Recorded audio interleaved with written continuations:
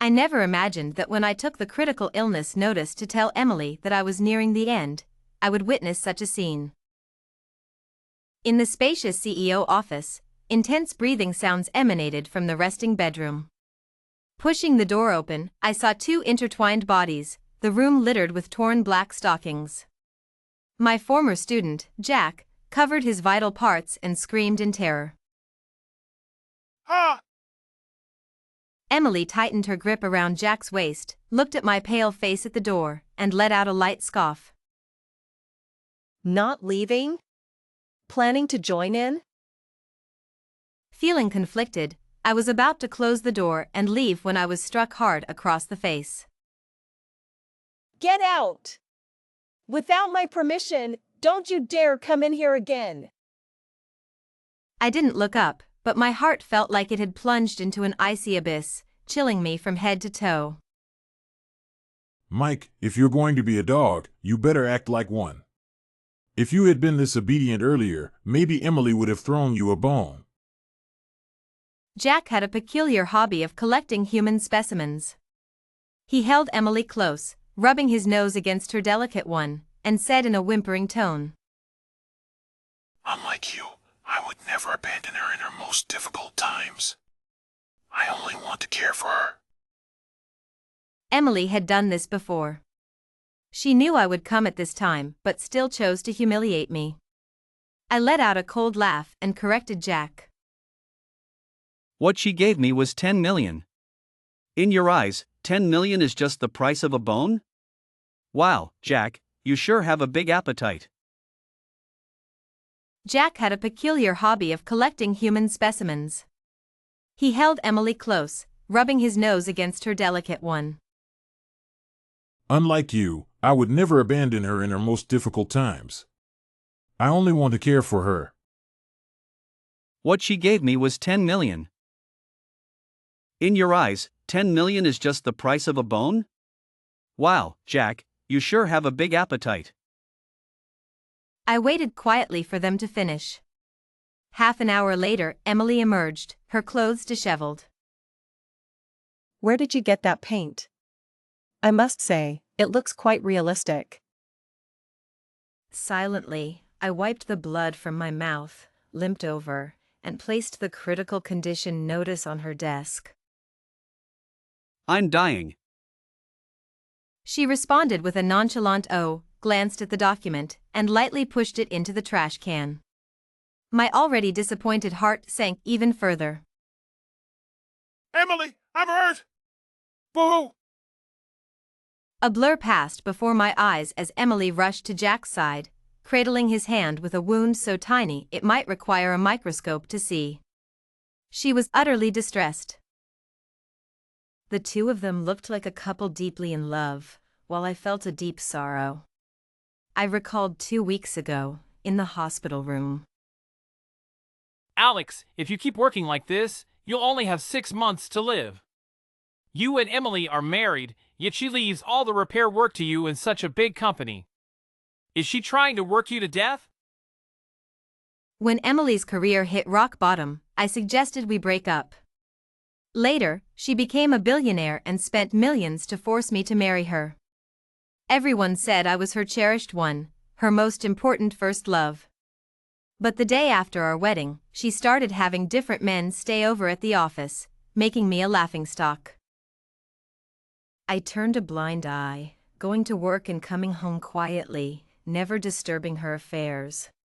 She was infuriated, once cornering me in the bathroom and biting my lip hard, shouting, Aren't you angry?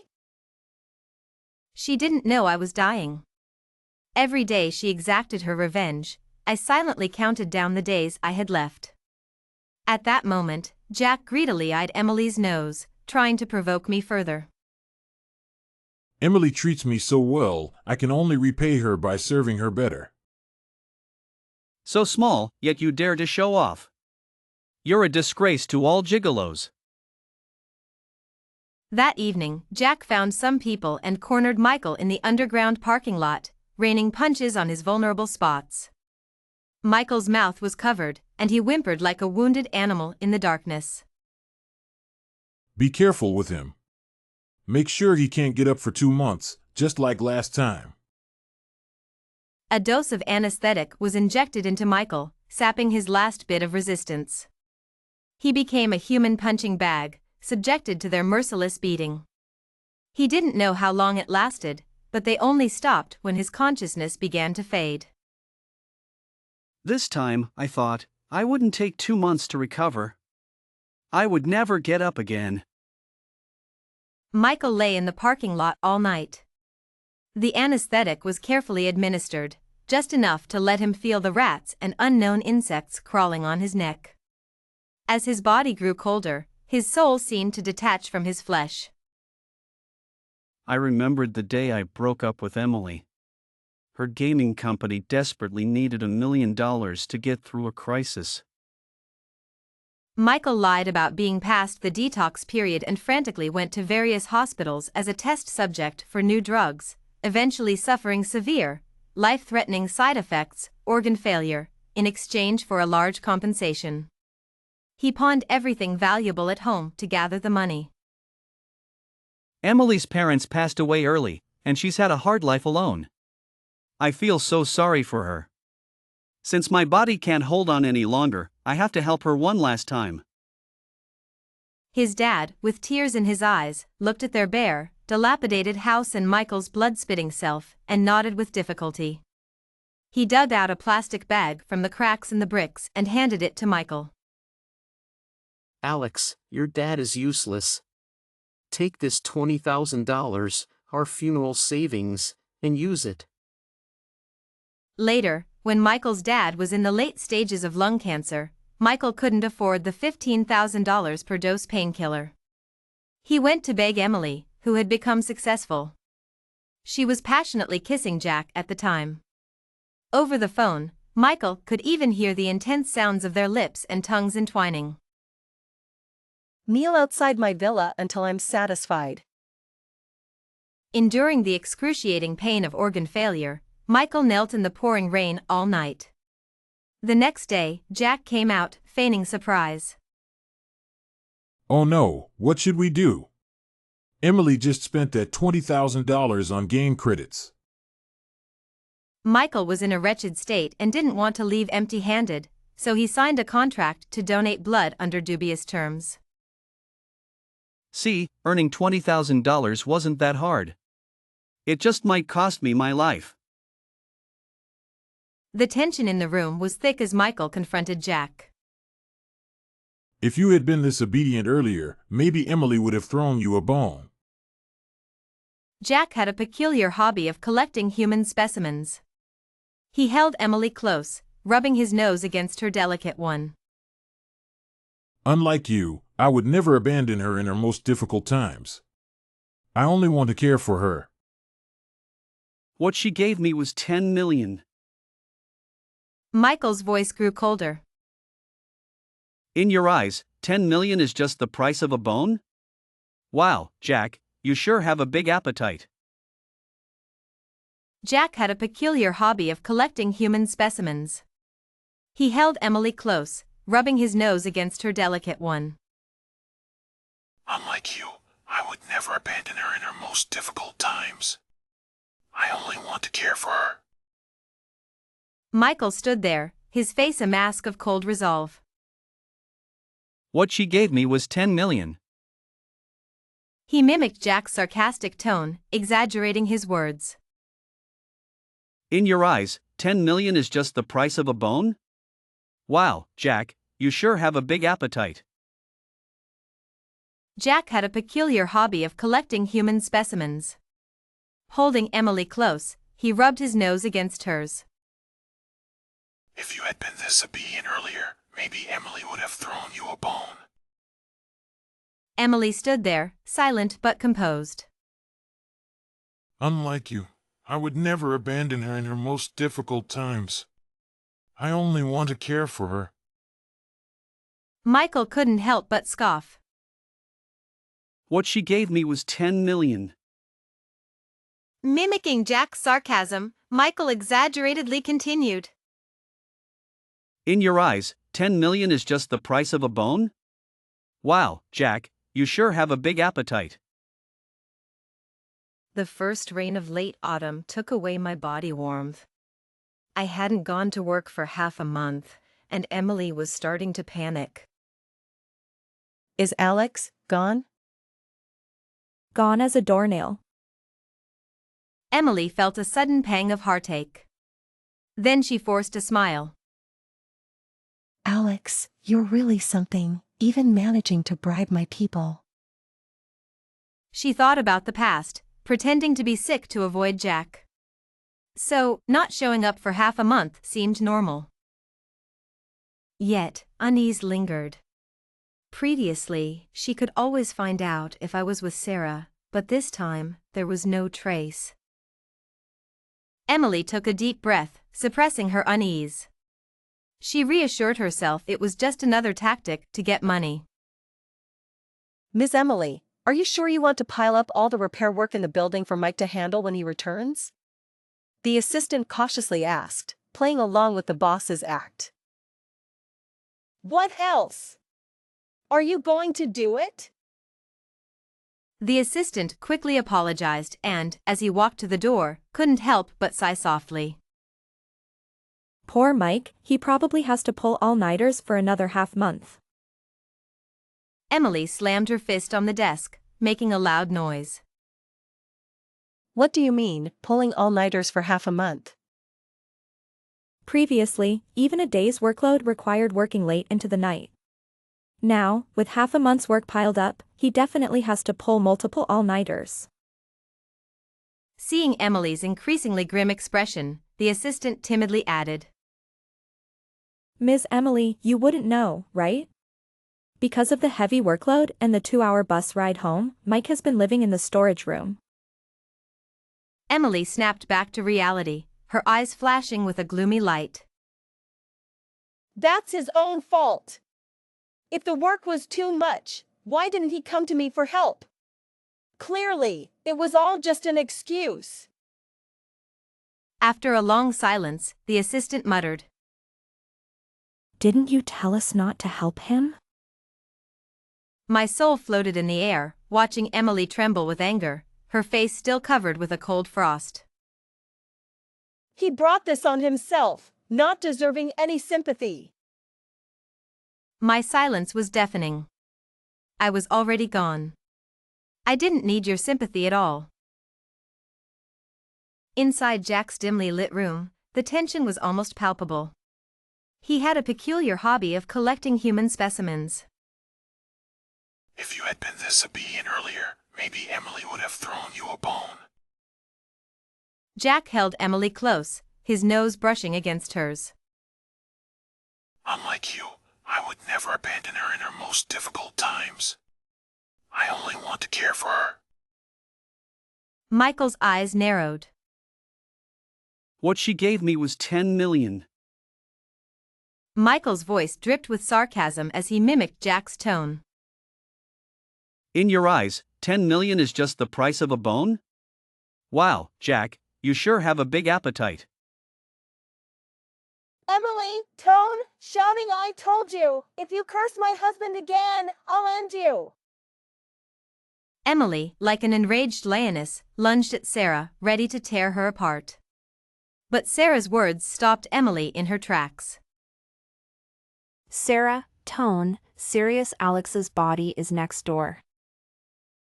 The hoarse voice struck Emily like a bolt from the blue, shattering her remaining sanity. Through the hospital room's glass, she saw me lying there with my eyes closed, lifeless, as if peacefully asleep. Only then did Emily notice how my cheeks had sunken, my cheekbones protruded, and my cracked lips still bore traces of dried blood. She collapsed to the ground, her hands trembling uncontrollably. On the bedside table was a half-eaten bowl of rice. Sarah, tone, sad before he left. He tried hard to eat a bit more. The journey is long, and he was afraid he wouldn't have the strength to walk. Choking up, she continued. Sarah, tone, choked. Alex left peacefully, saying he was happy to finally join Mr. Smith. She pointed to the pain relief injection tightly clutched in my hand, heartbroken. Sarah, tone, heartbroken. Alex didn't know if his father still felt pain down there, so he wanted to bring the injection with him so his father wouldn't suffer. By now, Sarah was in tears. Sarah, tone, crying before he passed. He burned a big house for Mr. Smith and himself, filled with beautiful furniture. He said he finally redeemed the family belongings he had pawned off and would never have to sleep in the storage room again. A tear fell unexpectedly, mingling with the blood on my hand, creating a broken pattern. Sarah, tone, whispering. Alex hadn't had a good night's sleep in a long time. He was truly happy to finally rest and never wake up again. The light in Emily's eyes seemed to extinguish in an instant. After a long pause, she softly asked, Emily, tone, desperate, what about me? Did he ever mention me? Sarah, tone, sad. He did. Alex said if there's a next life, he doesn't want to meet you again. In the next life, I could be a tree, a breeze, or a rain shower, but please, don't let me meet Emily again. It hurts too much. Hearing this, Emily was visibly stunned, tears streaming down her face as if the last thread of sanity had snapped. Emily, tone, shouting, doctor!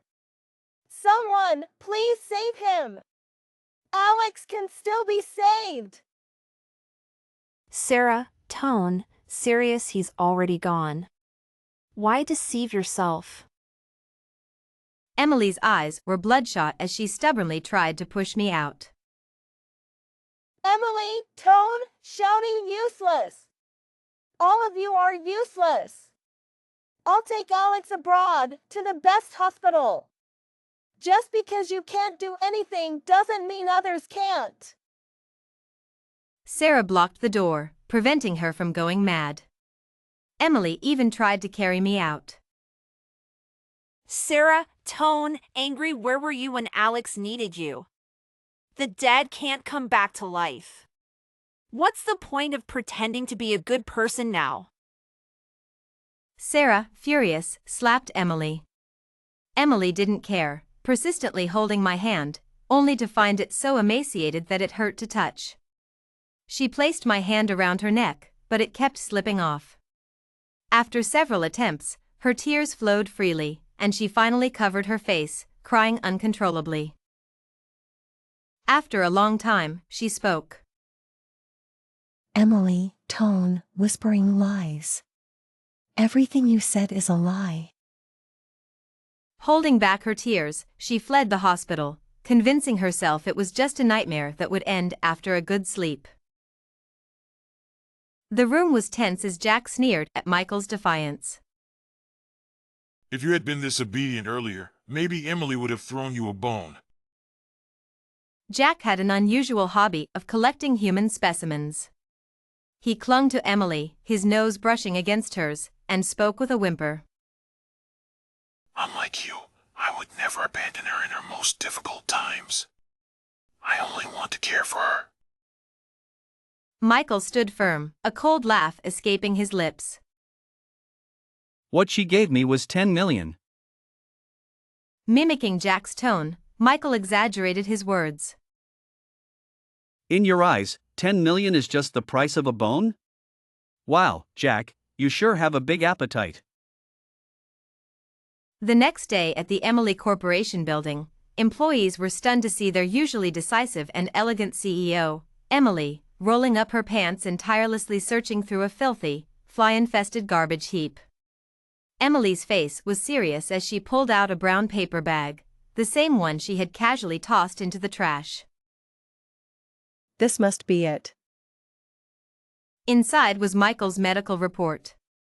As she opened it, a critical condition notice fluttered out. The surrounding commotion abruptly ceased.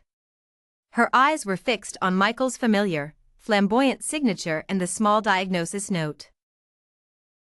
Total organ failure, treatment ineffective. A chill ran down her spine, and cold sweat soaked her shirt. Emily sat in her office for a long time, reminiscing about the good times they had together. Until Jack appeared, tugging at her hand. Sister, I miss you so much. Let's get our marriage certificate today, okay? Emily looked at Jack in confusion, rarely showing a stern face. Bigamy is a crime. Do you want to ruin me? Jack, feeling wronged, spread out a medical report in front of her. Don't you want to give our baby a proper status? Emily belatedly touched her abdomen, unsure whether to feel happy or sad. After a long pause, she nodded with difficulty. Okay. She seemed like a soulless puppet. After a long time, she suddenly scolded Jack. Don't you dare curse Michael. Jack looked at her strangely, his eyes wide and innocent. Michael is already gone.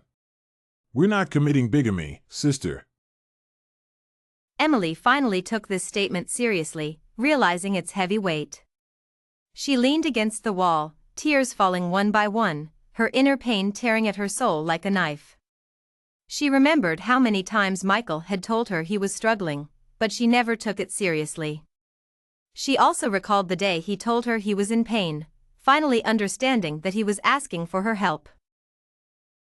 Emily screamed as she pulled up the garage surveillance footage.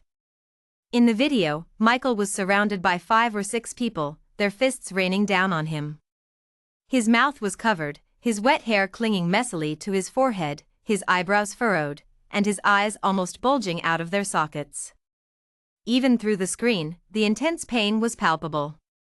His nostrils flared as he panted heavily, his hands tightly gripping his sweat-soaked collar, veins bulging on his arms. Emily's heart felt like it was being squeezed tightly. How much pain must he have been in at that moment? Suddenly, an employee nearby started sobbing softly. Emily's tears began to fall on her hand, her heartbeat racing, her throat tightening, making it hard to breathe. She struggled to walk outside for some air but unknowingly ended up in the restroom. The face in the mirror looked so unfamiliar, as if it wasn't her own. It seemed she had long lost her innocence. Have you ever seen Michael vomit in the restroom? An employee replied without thinking. Yes, Mike often hugged the toilet and vomited. It was quite scary. But don't worry, Ms. Emily. Even though he vomited, he never missed a task you assigned. He often worked like crazy, eating only 1 meal a day, saying he couldn't owe you anything before he left. Emily suddenly felt like she couldn't breathe. She realized a serious issue. The red liquid in the sink that day wasn't paint at all, it was Michael's heart's blood. It felt like thousands of needles were piercing her skin, the sharp pain slowly spreading from her arm to her entire body. Michael floated in the air, his expression cold as he watched her collapse to the ground, devastated. Does it hurt, Emily? My pain had a part of you in it. Narrator, tone, sad. She was hysterical, kneeling in front of the tombstone, crying and begging me not to leave. Narrator, tone, serious, but I had long since given up on her. Get out!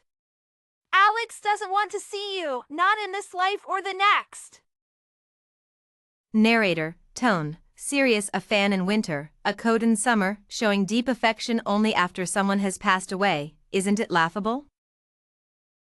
Narrator, tone, terrified. A flash of malice suddenly appeared in Emily's vacant eyes. She pinned Sarah down, gripping her neck fiercely. Sarah! This is all your fault. If you hadn't suddenly appeared, how could Alex not like me? If he had always liked me, how could I have borne to torment him? Narrator, tone, relieved. Sarah kicked her away, scoffing coldly. Emily, you're pathetic. You don't dare blame yourself, so you blame me. Narrator, tone, serious. She straightened the flowers in front of my tombstone, her pent-up resentment finally bursting forth. Yes, what else can't you do? Mr. Smith used his pension to pay off your debts, even used his savings to help you out. But after you got back on your feet, you wouldn't even give him $2,000 for pain relief, watching him suffer in agony. Alex gave up his bright future to protect you, and to save your company, he risked his life testing drugs just to get compensation to help you through tough times. In the end, his organs failed, and he had at most 10 years to live. But what did you do? You had someone cause him severe injuries, shattering his last hope. In the last 6 months of his life, you kept finding ways to torment and humiliate him. He couldn't sleep at night, he cried blood every day, he was in unbearable pain. And you said, if you're going to leave, hurry up and leave, pushing him to the brink in less than 2 months. You didn't know how much he loved you, yet you hurt him repeatedly until he was covered in wounds. Emily, you're not human. You don't deserve to say Alex's name. Narrator, tone, sad years ago, a bullet hit right between the eyes. Narrator, tone, serious Emily couldn't accept these harsh truths. Covering her ears, she shook her head desperately. No, you're wrong, you're lying. My investment money was given by Jack, it had nothing to do with Alex. He despised me, he abandoned me first, so I just gave him a little lesson. I only made him work a bit more, I did nothing wrong.